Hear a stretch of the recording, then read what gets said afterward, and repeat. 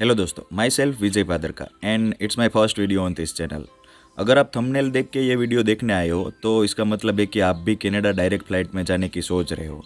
तो पहले मैं अपने बारे में बता देता हूँ कि मेरा नाम विजय भादरका है और मैं गुजरात के छोटे से गांव पाणिंद्रा से हूँ।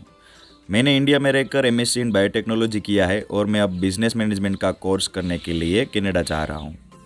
मैं आगे जाके अपनी पूरी जर्नी यानी कि एडमिशन लेने के थॉट से लेकर वीज़ा मिलने तक सब कुछ आपके साथ शेयर करूंगा, बट दूसरे वीडियो में, इस वीडियो में नहीं, क्योंकि ये वीडियो थोड़ा लंबा हो जाएगा। तो अभी हम इस वीडियो में बात करने वाले हैं कि India to Canada direct flight जो 27 सितंबर को रिज्यूम हुई है, उसमें एयर इंडिया की फ़्लाइट कैसे बुक करें। वैसे Air India and Air Canada दोनों डायरेक्ट फ़्लाइट के ऑप्शंस देते हैं, बट एयर कनाडा थोड़ा सा कॉस्टली हो जाता है, इसलिए मैं आपको एयर इंडिया की फ़्लाइट सजेस्ट करूंगा, क्योंकि वो एयर कनाडा के हिसाब से थोड़ी सी कम प्राइस में मिल रही है। थोड़ी सी तो नहीं, बहुत बहुत कम प्राइस में मिल रही है। तो चलिए मैं आपको अपने मोबाइल की स्क्रीन पे ले चलता हूँ। तो दोस्तों, ये है एयर इंडिया की ऑफिशियल वेबसाइट और मैं आपको आज की डेट बता देता हूँ। 2 अक्टूबर और रात के 10:02 हुई है और मैं ये अपनी फ़्लाइट बुकिंग कर रहा हूँ। मैंने अपने लिए 9 अक्टूबर को रात को 3 बजे की जो डायरेक्ट फ़्लाइट है वो बुक की है। उसकी प्राइस 128 के अराउंड है। और उसमें मैं ये इंश्योरेंस भी ऐड करना चाहता हूँ जो भारतीय अक्सा देती है, तो उसका टोटल कॉस्ट हो जाता है 130 के अराउंड मुझे। तो अभी मैं बुक नाउ पे मैंने क्लिक किया है, तो ये पेज ओपन हो के आया है जिसमें हमें अपनी पूरी डिटेल्स फिलअप करनी होती है। तो मैं सबसे पहले अपना फर्स्ट नेम जो होता है वो मैं डाल देता हूँ यहाँ पे, विजय। और उसके बाद मैं अपना लास्ट नेम और सरनेम डाल देता हूँ, जिसमें मेरा अपना सरनेम आएगा भादर का। उसके बाद यहाँ पे फ्रीक्वेंट फ्लायर प्रोग्राम है, उसमें मैं अभी नन रहने देता हूँ, क्योंकि इसके बारे में मुझे ज़्यादा आइडिया नहीं है, इसलिए मैं उसमें नन ही रहने देता हूँ। फिर उसमें फ्रीक्वेंट फ्लायर नंबर लिखने को बोल रहा है, जो मेरे पास है नहीं कुछ, तो मैं उसमें नन ही रहने देता हूँ और कुछ लिखता नहीं हूँ अभी। उसके बाद हम देखते हैं कि मील का प्रेफरेंस हमें मुझे दिखाया गया है, तो उसमें हम सिलेक्ट करते हैं जो हमें अपने हिसाब से सही लगे, वो आपका मील सिलेक्ट कर सकते हैं जो आपको फ़्लाइट में दिया जाएगा। तो मैं इसमें देखता हूँ ऑप्शंस कौन से मुझे सही लगेंगे। तो हम देखते हैं क्या है ये, चाइल्ड मील। तो हम एशियन वेजिटेरियन मील है वो सिलेक्ट करेंगे, क्योंकि मुझे लगता है वही सही रहेगा, वेजिटेरियन मील। आप अपने हिसाब से उसमें कुछ भी सिलेक्ट कर सकते हो। फिर यहाँ पे 2 ऑप्शंस दिखाए गए, add travel document and add GST information. तो हम एक ऐड ट्रैवल डॉक्यूमेंट पे टिक मार्क करके जो फिलअप करनी रहती है सभी चीज़ें वो हम फिलअप कर लेते हैं। तो हमें यहाँ पे सबसे पहले हमारा कंट्री पूछा गया है, तो मैं उसमें इंडिया कर देता हूँ। फिर उसके बाद जेंडर पूछा गया है तो मेल कर देता हूँ। फिर डेट ऑफ बर्थ अपने डाल देता हूँ, जैसे मेरी डेट ऑफ बर्थ 28 अगस्त 1995 है, तो मैं वो फिलअप कर देता हूँ यहाँ पे। फिर प्राइमरी ट्रैवल डॉक्यूमेंट पे मैं पासपोर्ट अपना रखूँगा, उसमें नेशनलिटी हमें दिखानी होती है, तो हम इंडिया इसमें सेलेक्ट कर लेते हैं। फिर डॉक्यूमेंट टाइप में यानी कि जिस कंट्री ने जो इश्यू किया है डॉक्यूमेंट उसका लिखना होता है, तो हम यहाँ पे इंडिया सिलेक्ट कर लेते हैं। फिर जो हमारा पासपोर्ट है उसकी एक्सपायरी डेट पूछी गई है, तो हम उसकी एक्सपायरी डेट यहाँ पे लिख देते हैं। तो मैं यहाँ अपने पासपोर्ट की एक्सपायरी डेट डाल देता हूँ। एक्सपायरी डेट डालने के बाद हमें नीचे डॉक्यूमेंट का नंबर डालना होता है, यानी कि हमें पासपोर्ट नंबर डालना होता है। तो मैं अपना पासपोर्ट नंबर डाल देता हूँ।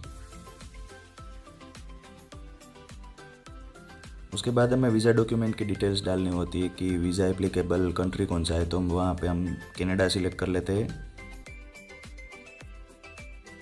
इसके बाद हमें यहाँ पे हमारा वीज़ा नंबर लिखना होता है जो हमारे पासपोर्ट पे प्रिंट हुआ हुआ आता है। उसके बाद वीज़ा इश्यू लोकेशन डालना होता है कि हमारा वीज़ा कहाँ से इश्यू हुआ है, तो हमारे इंडिया में दिल्ली से हमारा इश्यू होता है, तो हमको इंडिया सेलेक्ट करना है। फिर वीज़ा इश्यू डेट डालना है यहाँ पे, जो प्रिंट पे ही आया होगा। फिर उसके बाद कॉन्टैक्ट डिटेल्स में यहाँ पे हमको एक हमारा घर का नंबर डालना होता है और एक हमारा पर्सनल मोबाइल नंबर डालना होता है, तो मैं दोनों डाल देता हूँ। फिर प्राइमरी ईमेल डालना होता है जिसके ऊपर वो टिकट्स सेंड करेंगे हमें, और एक सेकेंडरी ईमेल भी डालना होता है कि कुछ दिक्कत हो अगर आपके प्राइमरी ईमेल में, तो सेकेंडरी ईमेल है वो काम आ सके। फिर उसके बाद I agree to customer data privacy terms पे टिक करके कंटिन्यू पे क्लिक कर देना है। थोड़ी देर प्रोसेस होने के बाद प्लेन की सीट्स का लेआउट आएगा, उसमें से आपको आपके पसंद की सीट्स सिलेक्ट करके सेव पे क्लिक कर देना है। फिर से थोड़ा प्रोसेस होगा और उसके बाद आपके सामने इस तरह से कंफर्म का एक मैसेज आ जाएगा। फिर उसको आप स्क्रॉल करोगे और नीचे जाओगे तो चेंज एंड कैंसिल पॉलिसी जो लिखी हुई आती है वो आपको अच्छे से पूरी पढ़ लेनी है। मैं अभी इसमें पूरा दिखाऊंगा तो वो बहुत लंबा हो जाएगा, तो पूरी पढ़ लेनी है और उसके बाद जो नीचे बॉक्स दिया गया है वो उसको टिक कर देना है। और जैसे ही वो टिक करोगे नीचे बुक का ऑप्शन है वो आपको दिखाई देगा रेड कलर में। फिर भी आप इस पेज पे थोड़ी डिटेल्स चेक कर सकते हैं, जैसे एक्स्ट्रा करके आपके कौन से एक्स्ट्रा चार्जेस लगे वो, और ऊपर जाके व्यू फ्लाइट डिटेल्स में जाके आप एक बार कंफर्म कर सकते हैं कि भाई आपने जो फ़्लाइट बुक की है वो सही टाइम पे और सही डेट पे ही की है या फिर नहीं है, तो आप वो देख सकते हैं। फिर चाहो तो स्क्रीनशॉट भी ले सकते हो, इसका आपको पता चलेगा। फिर नीचे आ जाके आप बुक पे क्लिक करोगे तो थोड़ी देर प्रोसेस होने के बाद आपको वो पेमेंट के पेज पे लेके जाएगा। जैसे अभी आएगा, भाई नेट स्लो है उसकी वजह से थोड़ा, हाँ तो ये देखिए इस तरह से आ गया है। जो पहले ही लेआउट आया था वैसा ये, पर नीचे एक पेमेंट का ऑप्शन आ गया है। यहाँ पे आप अलग अलग पेमेंट मेथड से आप पेमेंट कर सकते हो। मैं नेट बैंकिंग से पेमेंट करना चाहता था इसलिए मैंने इंटरनेट बैंकिंग सिलेक्ट किया है, मेरा SBI में अकाउंट है। अभी मैं आपको पेमेंट का सब व्यू नहीं दिखा सकता इसलिए मैंने वो स्किप कर दिया है। जैसे ही मैं पेमेंट कंप्लीट करता हूँ तो इस तरह से प्रोसेसिंग आ जाता है, रिफ्रेश करने के लिए मना करते हैं और कंफर्म मेरी सीट है वो कंफर्म हो जाती है। जैसे आप देख सकते हो कि बुकिंग रेफरेंस नंबर दिया गया है और एक टिकट की एक कॉपी मेरे प्राइमरी ईमेल पे भी भेज दी गई है। तो मैंने सेफ साइड के लिए एक स्क्रीनशॉट भी ले लिया है। अभी आप नीचे देखोगे तो अलग अलग ऑप्शन दिखा रहा है, print confirmation, add to calendar, तो हम उसमें प्रिंट कन्फर्मेशन पे क्लिक करके जो टिकट है वो उसको प्रिंट करवा सकते हैं या फिर अपने गूगल ड्राइव में सेव कर सकते हैं। तो मुझे भी गूगल ड्राइव में सेव करना था इसलिए मैंने गूगल ड्राइव में सेव करके मेरे हिसाब से कनाडा टिकट्स करके मैंने एक PDF फाइल है वो मेरी ड्राइव में सेव कर लिए।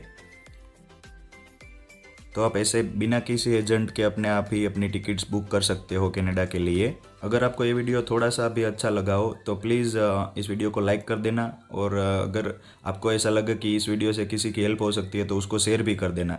साथों साथ आप एक सब्सक्राइब वाला बटन है वो भी दबा देना। आगे जाके मैं बहुत सारे कनाडा के वीडियोस डालने वाला हूँ, तो प्लीज़ मेरे चैनल को सब्सक्राइब करके नोटिफिकेशन बेल आइकन को भी दबा देना, जिससे मेरी वीडियो है सबसे पहले आपको मिले। और अगर आपके कुछ क्वेश्चंस या कुछ कमेंट्स हो तो आप वो मेरे कमेंट सेक्शन में लिख सकते हो, मैं ज़रूर उसका आंसर दूंगा।